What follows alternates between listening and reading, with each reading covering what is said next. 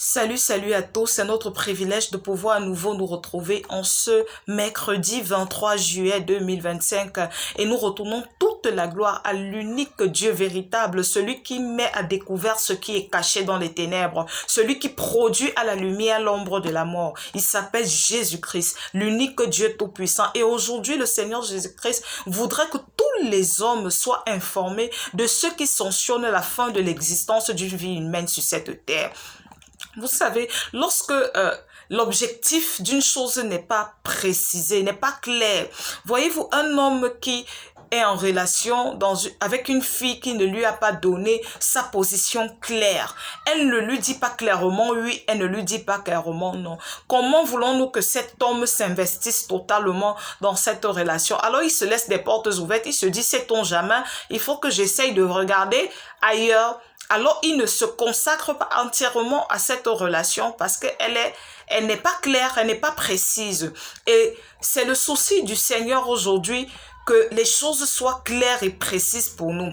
Ce qui sanctionne la fin de notre existence sur terre, c'est la foi en Jésus-Christ. D'ailleurs, pour ceux qui lisent les Écritures, il est écrit dans le livre de Luc au chapitre 18, en ce verset 8, que est-ce que quand le Fils de l'homme viendra, il trouvera encore la foi sur terre? Alors, nous devons vivre en sachant que ce qui nous sera revendiqué au jugement dernier, c'est la foi en Jésus-Christ. Cela va connaître, avoir cette information, savoir ce qui est essentiel, ce qui est crucial, va comme ça rediriger nos priorités et nous empêcher de gaspiller, de dilapider notre temps.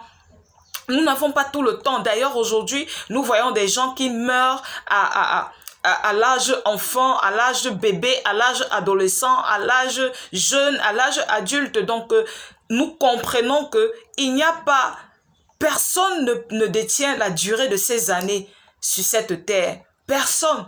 Alors, si ça se trouve, peut-être ce jour est notre dernier jour sur cette terre. Peut-être il ne nous reste plus que 2 jours à vivre sur cette terre, ou 10 années, ou 20 années, ou 100 ans même. Mais ça, Dieu seul le sait.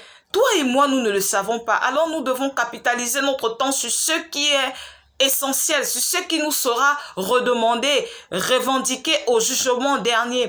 Alors c'est le souci du Seigneur aujourd'hui que nous cessons de gaspiller notre temps et que nous mettons tout notre temps à bâtir notre foi. Parce que voyez-vous, beaucoup l'ont obtenu, beaucoup l'ont aussi perdu.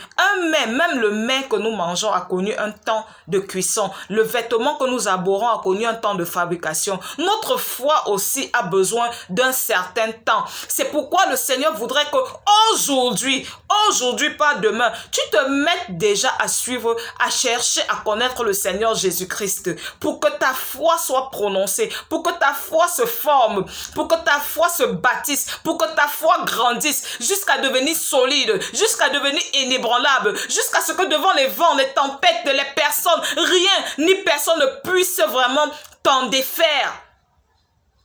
Parce que c'est ce qui te sera demandé au jugement dernier. Et nous savons qu'après la mort vient le jugement. Alors je te laisse avec cette méditation. Ne perds plus ton temps, mais consacre-toi à ce qui est utile pour ton éternité. Que Dieu te bénisse.